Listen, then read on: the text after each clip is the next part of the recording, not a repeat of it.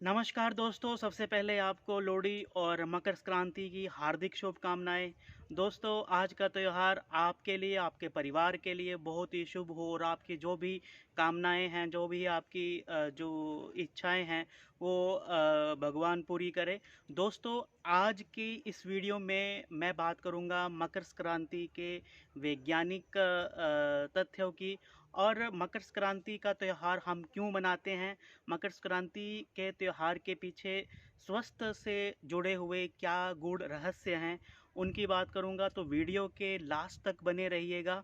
और हाँ, अगर आपने हमारे चैनल को अभी तक सब्सक्राइब नहीं करा है तो इसे सब्सक्राइब कर लें और साथ में बेल आइकन को दबा लें, ताकि आने वाले समय में आपको सभी वीडियोस जो हैं स्वास्थ्य से रिलेटेड मिलती रहें। दोस्तों, मकर संक्रांति हिंदू पंचांग के अनुसार जनवरी महीने के अंदर लोहड़ी के एक दिन के बाद में जो है वो मकर संक्रांति का त्यौहार मनाया जाता है। इस समय धरती सूर्य से अपने सुदूर बिंदु से फिर दोबारा सूर्य के ओर मुख करना प्रारंभ करती है। ऐसा माना जाता है कि आज के दिन सूर्य जो होता है वो मकर राशि में प्रवेश करता है। आज पौष महीने का जो है वो अंत होता है और माघ महीने का शुभारंभ होता है, जो कि 14 जुलाई तक, 14 जनवरी से 14 जुलाई तक जो है वो रहता है। जैसा कि आप सबको ज्ञात है कि वर्ष में हमारे दो जो हैं वो काल होते हैं, एक उत्तरायण काल और एक दक्षिणायन काल। तो दक्षिणायन काल से हम उत्तरायण काल की ओर जो है वो आज के दिन प्रवेश करते हैं। आज के दिन का बहुत धार्मिक महत्व है। आज के दिन स्नान किया जाता है, आज के दिन खिचड़ी बनाई जाती है, आज के दिन अपने पितरों को जो है वो खिचड़ी का दान किया जाता है, आज के दिन मंदिरों में जाया जाता है, आज के दिन हम गुड़, तिल, है ना, और बहुत से जो है मिष्ठानों का जो है वो प्रयोग करते हैं। तो इनके पीछे क्या तथ्य हैं, क्या गूढ़ रहस्य है, क्या ये सच में हमारे स्वास्थ्य को लाभ करते हैं, तो उन्हीं तथ्यों पे हम बात करेंगे। तो दोस्तों, सबसे पहले हम बात करते हैं स्नान की। तो स्नान की अगर हम बात करें, आज के स्नान का बहुत बड़ा महत्व होता है। आज के दिन किसी पवित्र नदी में या पवित्र स्थान के ऊपर स्नान किया जाता है। स्नान की वैसे भी बहुत बड़ी इम्पोर्टेंस है, क्योंकि कोई भी पवित्र कार्य जब हम करते हैं तो उससे पहले स्नान किया जाता है।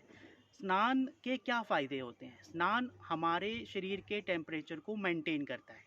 स्नान करने से हमें हार्ट से रिलेटेड रोग, रेस्पिरेटरी सिस्टम से रिलेटेड रोग, हमारे श्वसन तंत्र के रोग नहीं होते हैं। मांसपेशियां जो होती हैं वो हमारी दृढ़ होती हैं, त्वचा को हमारे बल मिलता है, शरीर की शुद्धि और पवित्रता तो होती ही होती है।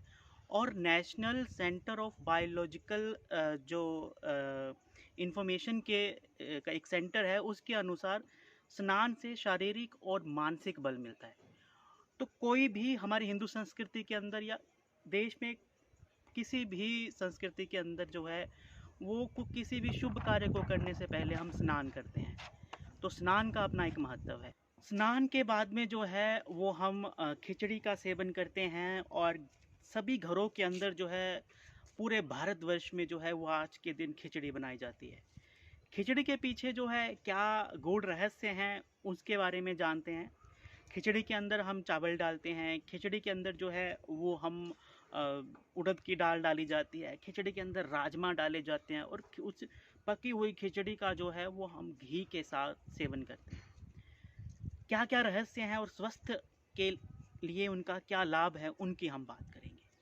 तो सबसे पहले तो खिचड़ी को जो है बनाने के बाद में हम अपने पितरों को जो है वो उन्हें अर्पित करते हैं, जिससे कि हम पुण्य के भागीदार बनते हैं।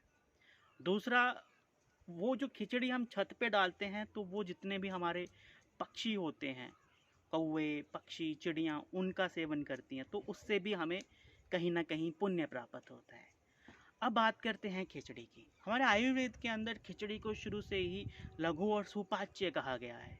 तो ये हल्के से शरीर के अंदर पच जाती है, और इसके अंदर बहुत सारे न्यूट्रिएंट्स रहते हैं, बहुत सारी न्यूट्रिशंस वैल्यू रहती हैं, जो कि हमारे शरीर को बल प्रदान करती हैं। इसके अलावा शरीर की डिटॉक्सिफिकेशन करती हैं, एंटी इन्फ्लामेटरी प्रॉपर्टीज़ रहती हैं इसके अंदर, हमारी डाइजेशन पावर को जो है और ज़्यादा इम्प्रूव करती हैं। इस समय पे हमारी जठराग्नि जो होती है, हमारी डाइजेशन पावर जो होती है बहुत इम्प्रूव रहती है। हेमंत और शिशिर माह के अंदर, जो हम शिशिर माह में जब हम एंटर करते हैं तो उसके अंदर जो होती है हमारी डाइजेशन पावर काफ़ी स्ट्रॉन्ग रहती है।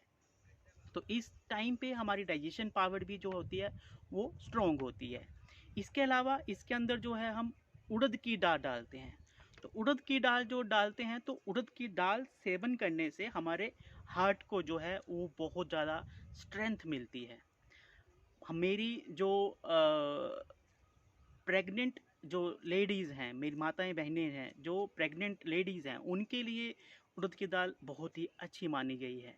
उड़द की दाल का सेवन करने से हड्डियों के अंदर जो बोन डेंसिटी होती है वो बढ़ती है, क्योंकि इससे पीछे बहुत ठंड रही होती है और अभी भी ठंड जो होती है, लेकिन सूर्य क्योंकि अब धीरे धीरे जो है वो पृथ्वी के नज़दीक आता जाता है, तो इससे पीछे जो समय रहा होता है उसमें उतना हमें सूर्य की रोशनी नहीं मिली होती है, जिससे कि हड्डियों की विटामिन डी हड्डियों को नहीं मिलता है। तो जैसे जैसे हम उड़द की दाल दाल जो है वो खाते हैं, तो इससे हमारी बोन डेंसिटी भी बढ़ती है। डायबिटीज़ पेशेंट के लिए जो है वो उड़द की दाल जो है वो बहुत ही इम्पोर्टेंट है। स्किन जो है वो उड़द की दाल से जो है वो काफ़ी ज़्यादा इम्प्रूव होती है। इसके अंदर हम राजमा यूज़ करते हैं, तो राजमा के अंदर बहुत ज़्यादा प्रोटीन रहता है, जो कि हमारी मांसपेशियों के लिए, हमारे शरीर के विभिन्न अंगों के लिए बहुत ही लाभकारी होता है। इसके अलावा जब हमारी खिचड़ी बन जाती है तो हम घी का सेवन करते हैं, और घी का जो है आयुर्वेद के अंदर बहुत ही सुंदर वर्णन है। घी को जो है बहुत ही जो है 4 तरह के इसने आयुर्वेद के अंदर कहे गए हैं, जिसमें घी, तेल, बसा और मज्जा, और घी को सबसे ऊपर रखा गया है। तो घी जो है वो शरीर की रुक्षता को ख़त्म करता है, क्योंकि इस मौसम के अंदर आप मेरे पीछे भी देख रहे होंगे, पहाड़ों पे बर्फ़ गिरी हुई है और ठंडी हवा चलती है, तो शरीर में एक तरह से रुक्षता रहती है। तो जब हम घी का सेवन करते हैं तो इस रुक्षता को जो है काफ़ी हद तक हम दूर करते हैं, वात विकारों से हम बचे रहते हैं। घी के अंदर vitamin A, vitamin D, vitamin E, vitamin के रहता है, जो कि हमारे सेलुलर फंक्शंस को इम्प्रूव करता है।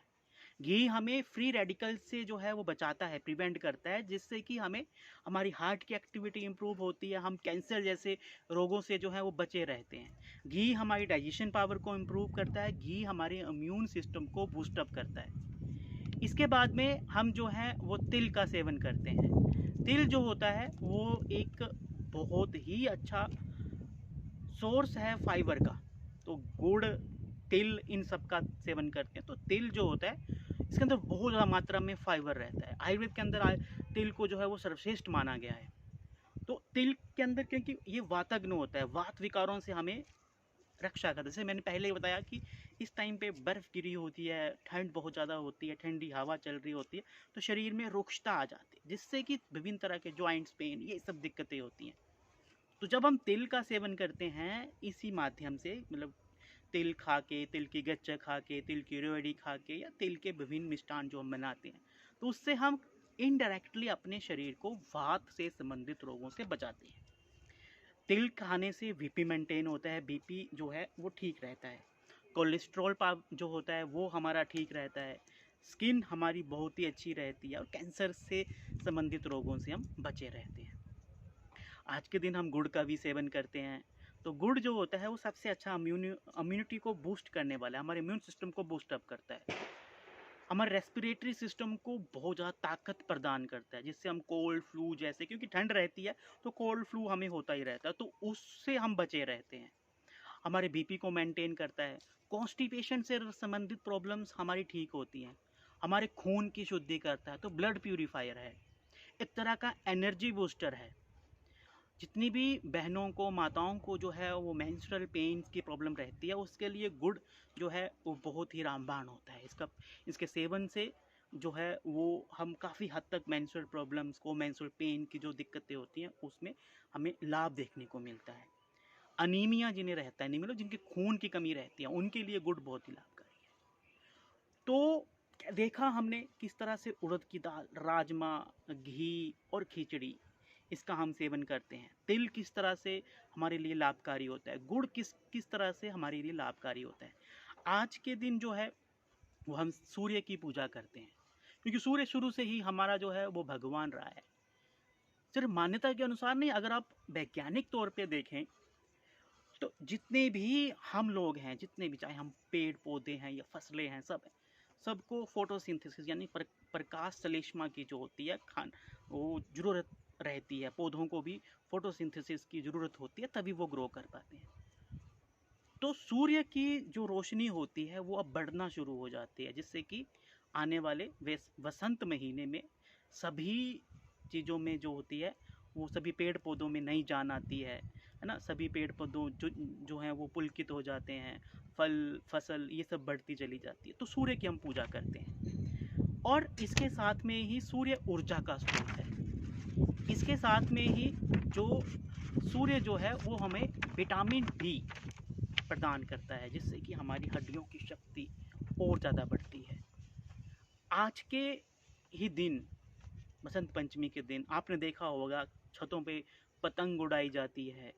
तो पतंग उड़ाने का ये जो वैज्ञानिक जो हमारे ऋषि मुनियों ने, जो हमारे पूर्वजों ने जो आधार रखा होगा, क्योंकि जब भी हम पतंग उड़ाते हैं तो हम डायरेक्ट छत के ऊपर पतंग उड़ाते हैं, और हमें डायरेक्टली जो है वो सूरज की रोशनी, सूरज की किरणें हम पे पड़ती हैं। तो एक तो ऊर्जा का संचार होता है, दूसरा विटामिन डी जो है वो शरीर को मिलता है। तो शरीर में एक नई ऊर्जा का जो है वो संचार होता है। आज के दिन हम जब तप करते हैं, तो जब तप करने से हम विभिन्न तरह के मानसिक विकारों से जो है वो बचे रहते हैं। हमारे शरीर में पॉजिटिव एनर्जी की जो है पॉजिटिव एनर्जी का संचार होता है, और जाने अनजाने में हम पुण्य के भागी बनते हैं। तो दोस्तों, हमारे जो त्योहार हैं, मकर संक्रांति, इसका सिर्फ खिचड़ी खा लें यही महत्व नहीं है। इसके पीछे मैंने आपको बताया क्या वैज्ञानिक तथ्य रहा है, हमारे पूर्वजों ने क्यों खिचड़ी का बनाने का और उसे खाने का जो विधान बनाया है, क्यों पतंग उड़ाने का विधान है, क्यों सूर्य पूजा का विधान है, क्यों स्नान का विधान है। तो ये सारी चीज़ें हमें आरोग्य प्रदान करती हैं, हमारे स्वास्थ्य के लिए बहुत ही लाभकारी होती हैं। तो दोस्तों, ये छोटी सी जानकारी थी, हालांकि ये विषय बहुत बड़ा है। तो आने वाले समय में सभी विषयों के ऊपर, गुड़ के और ज़्यादा क्या महत्व होते हैं, तिल के और ज़्यादा क्या महत्व होते हैं, घी के और ज़्यादा क्या महत्व होते हैं, क्या चीज़ें करनी चाहिए क्या नहीं करनी चाहिए, उन पे हम और वीडियोस लाते रहेंगे। तो अगर आपने हमारे चैनल को अभी तक सब्सक्राइब नहीं करा है तो इसे सब्सक्राइब कर लें, साथ में बेल आइकन को दबा लें, ताकि जब भी वीडियो अपलोड हो तो आपको जानकारी मिल जाए। दोस्तों, अगर आपको आज की ये वीडियो पसंद आई हो तो इसको लाइक करिएगा, शेयर करिएगा, और अपने फ्रेंड्स के साथ में ये जानकारी ज़रूर बांटिएगा, ताकि हमारा ये त्यौहार, हमारे सनातन धर्म का ये त्यौहार सिर्फ खिचड़ी तक ना सीमित रह जाए। इसके क्या स्वास्थ्य के हिसाब से, आरोग्य के हिसाब से महत्व है, उसकी जानकारी सबको। इन शब्दों के साथ मैं आपसे लेता हूँ विदा। अगली वीडियो में बात करेंगे एक नए टॉपिक पे। तो तब तक के लिए जय हिंद, जय भारत।